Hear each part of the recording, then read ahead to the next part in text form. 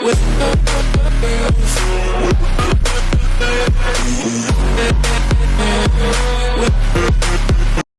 वालेकुम, कैसे आप? उम्मीद करता हूँ ठीक होंगे। तो आज का व्लॉग बहुत ज़बरदस्त होने वाला है आप लोगों के लिए, और मैं आपको आज बताऊँगा कि यहाँ पे आप फर्स्ट अपार्टमेंट, कंडो, टाउन हाउस आप कैसे रेंट पे ले सकते हैं, और पूरी डिटेल बताऊँगा मैं आपको। तो अब आप चले मेरे साथ, मैं आपको सबका विज़िट कराता हूँ और बताता हूँ। अच्छा जी, तो अभी आप ये जैसे कि बिल्डिंग देख रहे हैं, और मैं आपको और भी इस तरह की दिखाऊंगा, और मैं आपको बताऊंगा कि आप यहाँ पे अपना फर्स्ट अपार्टमेंट और कंडो आप किस तरह वो रेंट पे ले सकते हैं और उसकी रिक्वायरमेंट क्या है। तो वो आप जब इस वीडियो को सारा देखेंगे तो आपको ज़रूर उसका समझ आ जाएगी कि आपने कैसे कैसे लेना है और क्या उसकी रिक्वायरमेंट है। तो कोंडो उसको कहते हैं जो इसके लोग ओनर होते हैं, और वो अक्सर जो है ना लोग, कोई किसी ने ऐड दिया होता है, आप ऐड के थ्रू ले सकते हैं और उसके साथ एग्रीमेंट कर सकते हैं। और दूसरे यहाँ पे कंपनीज होती हैं, उनको कहते हैं अपार्टमेंट वगैरह।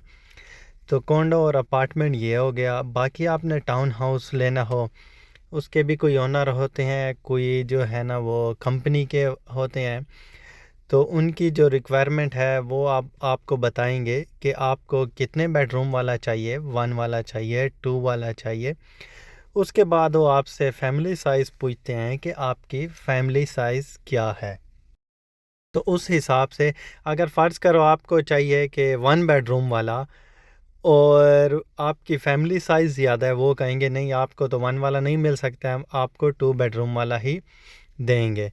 तो ये अब जैसे आप देख रहे हैं ये कोंडो, इसमें ये होता है कि जो ओनर होते हैं उनके साथ निगोशिएशन कर सकते हैं आप, मतलब कि बार्गेनिंग कर सकते हैं कि चलो भाई हम अभी नए नए यहाँ पे आए हैं और हम यहाँ पे इतना अफोर्ड नहीं कर सकते हैं, हमें 1 बेडरूम वाला अगर उसके पास अवेलेबल है तो आप उससे ले सकते हैं, और जो कंपनी वाला है उससे आप नहीं ले सकते हैं, क्योंकि वो ऐसे नहीं डील करते, उनकी जो पॉलिसी होती है उसी के ऊपर ही अमल करते हैं। इनको आप ये कह सकते हैं कि भाई आप 4-5 बंदे हैं, मतलब फैमिली है आपकी, मियाँ बीवी और बच्चे हैं, तो 1 बेडरूम वाला आप उसे कहीं नए आए हैं तो वो आपको दे देगा, अदरवाइज़ वो ऐसे नहीं देते हैं। तो इसकी जो रिक्वायरमेंट ये है कि वो सबसे पहले आपका क्रेडिट स्कोर चेक करते हैं, आपके पे स्टफ जो हैं वो चेक करते हैं, जो पे स्लिप वगैरह होती हैं वो चेक करते हैं, आपकी इनकम क्या है वो सब कुछ चेक करते हैं। और ये अभी जो मैं आपको ये वाले रेंटल ऑफिस ये दिखा रहा हूँ, ब्लैक फ्रेरी एवेन्यू अपार्टमेंट टाउन हाउस, ये सारा बोर्ड जो लिखा हुआ है ये हैं अब अपार्टमेंट। कंपनी है कैप्रीट, ये उसके अपार्टमेंट है, और इनका ऑफिस ही ये नीचे है, ये आपको सामने नज़र आ रहा होगा, और ये ऑफिस का साइन बोर्ड लगा हुआ है, यहाँ सामने उनका ऑफिस है। आप उनके ऑफिस जाके आप उनसे बात कर सकते हैं कि भाई मुझे अपार्टमेंट चाहिए इस तरह। वो आपको कहेंगे जी ठीक है हमारे पास अवेलेबल है, आपकी फैमिली कितनी साइज़ है वो पूछेंगे, बाकी वो आपको रिक्वायरमेंट फॉर्म दे देंगे कि वो फिल करके हमारे पास ले आएँ और हम आपको दे देंगे। इनके पास टाउन हाउस अवेलेबल होते हैं, इनके पास 1 बेडरूम होता है, 2 बेडरूम का भी होता है, और इनके पास वो हर किस्म के होते हैं, और उनकी जो रेंट है उस पे डिपेंड करता है। 1 बेडरूम का मेरा ख्याल जो अभी रेंट चल रहा है 2022 का, वो चल रहा है 2000 से $2200, और जो 2 बेडरूम का है उसका चल रहा है 2400 से 2600 तक, और जो टाउन हाउस है वो फिर 3000 से ऊपर चला जाता है। टाउन हाउस में फिर स्पेस भी काफ़ी होती है। और अब मैं आपको रिक्वायरमेंट जो है ना वो पूरी थोड़ी डिटेल से बता देता हूँ। अगर आपने यहाँ पे ये वाला अपार्टमेंट लेना है या वो दूसरा लेने हैं, कॉन्डो लेना है या अपार्टमेंट, इनकी रिक्वायरमेंट सेम ही होती है। ये देखें, ये जो बिल्डिंग है ये आपको सारे इधर बिल्डिंग नज़र आएंगी, और इनके साथ पार्क भी होते हैं, स्कूल भी होते हैं, बच्चों के खेलने की जगह, सब कुछ होता है। ये बिल्डिंग बनाते ही ऐसी जगह पे हैं, और इनके साथ जो और स्पेस होती है वहाँ पे प्लाजे होते हैं बिल्डिंग के साथ, क्योंकि बिल्डिंग में बहुत ज़्यादा लोग रहते हैं और घरों में कम होते हैं। तो इसीलिए यहाँ पे जितनी बिल्डिंग होती हैं उनके साथ प्लाजे होते ही होते हैं। और ये जो सामने आपको नज़र आ रहे हैं ये हैं टाउन हाउस। इसकी जो रिक्वायरमेंट है कि आपको पे स्लिप दिखाना है, क्रेडिट स्कोर दिखाना है, क्रेडिट स्कोर आपका अच्छा होना चाहिए। अब अगर आप यहाँ पे न्यू कमर हैं तो उसके लिए ये है कि आप मतलब फ़र्स्ट टाइम ये ले रहे हैं रेंट पे, तो वो आपको कहेंगे कि जी क्रेडिट स्कोर, आप कहेंगे नहीं है तो मैं तो नहीं आया हूँ। तो वो ये है कि अगर आपका यहाँ पे रिलेटिव कोई रिश्तेदार जानने वाला है तो वो आपका गो साइनर बन जाएगा और वो आपकी वो सब जिम्मेदारी उठा लेगा और उसका ही सब कुछ चेक होएगा, तो आपको अपार्टमेंट रेंट पे मिल जाएगा। डील करनी है आपने 1 साल का है, कितने टाइम का है। अगर आप 1 साल का अपार्टमेंट लेंगे तो आप 1 साल से पहले नहीं छोड़ सकते हैं, ये आपको याद हो। अब जैसे पाकिस्तान में है, इंडिया का भी शायद ऐसे होगा कि हम कहीं रेंट पे रहते हैं घर में तो 1 महीने का नोटिस देते हैं, जी खाली कर लेते हैं। यहाँ पे आपने 1 साल का एग्रीमेंट किया है तो पूरा साल आपको रहना पड़ेगा और 2 महीने आपने उनको पहले बताना है कि बस अब मैं चला जाऊँगा। मतलब आपने 1 साल का एग्रीमेंट किया है तो जैसे आपको 10 महीने होंगे आपने उनको बताना है कि जी आगे मैं एग्रीमेंट नहीं करूँगा, मैं चला जाऊँगा। आपने 1 साल का एग्रीमेंट किया है, आप 3 महीने रहें और कहें मैं 2 महीने का नोटिस दे दूँ, वो कहेंगे ऐसे बिल्कुल नहीं, क्योंकि वो आपको कहेंगे कि जी आपने इधर ही रहना है और पूरा रेंट पे करना है। ऐसे नहीं होता है। ये अब आप देख रहे हैं ये पार्क जो है ना, ये ऐसे हर बिल्डिंग के साथ घरों के साथ बीच में पार्क होता है। इस साइड पे बिल्डिंग, उस साइड पे घर और बीच में पार्क, स्कूल, ऐसे सब बने होते हैं। तो वो आपको कहेंगे कि नहीं जी आपने यहाँ पे पूरा साल रहना है। अगर आप साल नहीं रहेंगे तो आपको पूरे पैसे देने पड़ेंगे। ये एग्रीमेंट आपको सोच समझ के करना है, क्योंकि जो न्यू आते हैं वो हमने बैक होम से आए होते हैं तो हमारा जहन वही होता है, लेकिन यहाँ पे रूल बहुत अलग से ही हैं कि आपको हर चीज़ सोच समझ के करनी है और पढ़ लिख के करनी है। आप उनको ये कह सकते हैं कि मैं अपने वकील से या लॉयर से बात करके आपको फिर मैं बताऊंगा कि भाई मैंने क्या करना है। अगर आपको समझ नहीं आ रही है तो फिर किसी से जाके मशवरा कर लेना है आपने, फिर आपने यहाँ पे अपार्टमेंट लेना है। और अगर आपने यहाँ पे साइन करके दिए हैं और जो गो साइनर है फिर उसने ज़िम्मेदारी उठाई है, और अगर आपका यहाँ पे कोई भी जानने वाला नहीं है तो फिर यहाँ पे ऑफिस बहुत से ऐसे बने होते हैं जो गवर्नमेंट की तरफ से होते हैं, वो आपकी हेल्प करते हैं, आपको घर भी रेंट पे दिलवा के देते हैं, ऑफिस आपको जॉब भी दिलवा के देते हैं, आपकी इनकम नहीं होती है उसके लिए भी थोड़ी बहुत हेल्प करते हैं।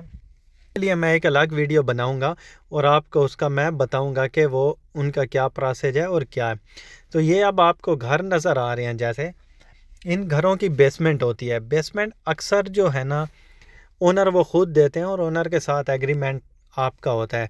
ओनर के साथ ये है कि चलो बंदा खुद होता है तो उसको कह सकता है कि जी मैं नहीं अभी नहीं आया हूँ तो ये मुझे दे दे, इतना रेंट कर लें, तो वो अक्सर बंदे कर देते हैं कि चलो ये नहीं आया, इनके यहाँ पे एडजस्टमेंट हो जाए, को रहने भी देते हैं। फिर अगर आप यहाँ से चले जाएं तो वो डिपेंड करता है कि ये ओनर कैसे होता है। तो बेसमेंट इस तरह से भी मिल जाती है और रियल एस्टेट वाले जो होते हैं एजेंट, उनसे भी मिल जाती है। आपको आपने घर लेना है सब कुछ मिल जाता है अगर आपने, लेकिन जो नए आते हैं तो वो अक्सर बेसमेंट में रहते हैं फिर अपार्टमेंट की तरफ मूव होते हैं। अगर बेसमेंट में अगर आपके साथ बच्चे हैं तो फिर बहुत मुश्किल हो जाता है, क्योंकि बच्चे शोर करते हैं और ओनर कह भी सकता है कि जी आप यहाँ से जो है ना आपके बच्चे शोर कर रहे हैं, नोटिस भी दे सकते हैं आपका जितना एग्रीमेंट है कि आगे कंटिन्यू नहीं करूँगा, ख़त्म बस भाई। तो बाकी अपार्टमेंट यहाँ पे जो कॉन्डो हैं उनमें ये है कि आप इनका जो जितना रेंट आपने उसके साथ फ़िक्स किया होगा आपने उतना रेंट देना है। अब ये हर जगह की मैं बात नहीं कर रहा हूँ, ये कुछ ऐसी बिल्डिंग है जिसमें हीट, वाटर, पार्किंग सब कुछ इंक्लूडेड होता है उसकी, और जो कंपनी की होती हैं उनके इंक्लूडेड नहीं होते हैं, उनका सिर्फ आपको रेंट पे करना है। सिर्फ रेंट का मतलब है कि आप उनको रेंट देंगे और बाकी आपका जो यूटिलिटीज़ का बिल है, इलेक्ट्रिक का, हीट, वाटर, ये सब आपके वो अलग से होते हैं, वो आपने अलग से पे करने हैं उनके। और बाकी जो ये मैंने आपको जैसे बिल्डिंग का, कॉन्डो का बताया, इनके वो सब कुछ शामिल होते हैं। तो इनके आपने अगर जो कंपनी के हैं उनकी आप पार्किंग लेंगे उसके अलग होंगे, तो वो थोड़े एक्सपेंसिव पड़ जाते हैं, लेकिन वो आपको ऑन द स्पॉट अक्सर मिल जाते हैं। और जो कोंडो होते हैं, जो प्राइवेट होते हैं, जो जिनके डायरेक्ट ओनर होते हैं, वो थोड़ा मुश्किल से मिलते हैं, क्योंकि वो इतने जल्दी कोई खाली नहीं होता है, तो उसमें लोग बैठे ही बैठे होते हैं रेंट पे। तो आप यहाँ पे जब न्यू आएँ तो आपके ये भी जहन में होना चाहिए। और यहाँ पे अक्सर ये फ़र्स्ट एंड लास्ट मंथ का रेंट आपसे लेते हैं। पहले मंथ आपने एडवांस रेंट दिया है, फिर लास्ट मंथ का दिया होता है। जब आपने घर यहाँ से छोड़ते हैं, उनको नोटिस देते हैं, तो आपका ऑलरेडी लास्ट मंथ का आया होता है और आपने कम 2 महीने यहाँ पे पहले बताना होता है।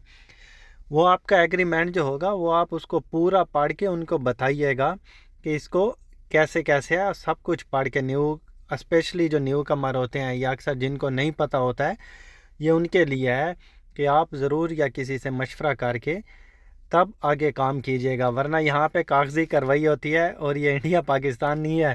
फिर यहाँ पे बहुत मुश्किल हो जाता है, फिर बंदा साइन तो कर देता है, बस फिर वो काम हो गया इसका मतलब। तो ये आप देख रहे हैं, ये टाउन हाउस है, इनका बैक यार्ड होता है, पीछे आप बारबेक्यू कर सकते हैं। फिर आपका ऐसे साथ साथ ये बने होते हैं, रास्ता अलग होता है, इसमें 2 कमरे भी होते हैं, 2.5 भी होता है। ये इनकी back side front side entrance भी होती है, तो इसलिए ये थोड़े एक्सपेंसिव होते हैं।